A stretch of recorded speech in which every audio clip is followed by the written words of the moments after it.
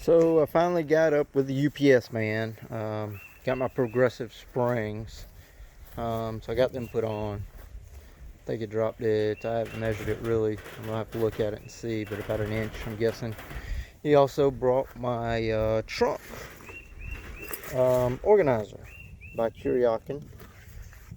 So we're gonna see exactly what that's gonna look like here in a minute.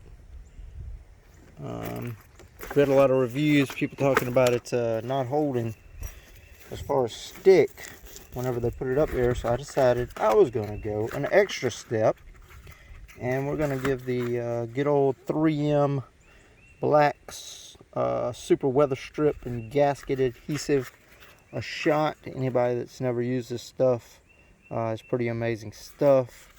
It'll get some grips on and they won't come off. That glue that they supply with grips is a joke, and it really doesn't hold anything.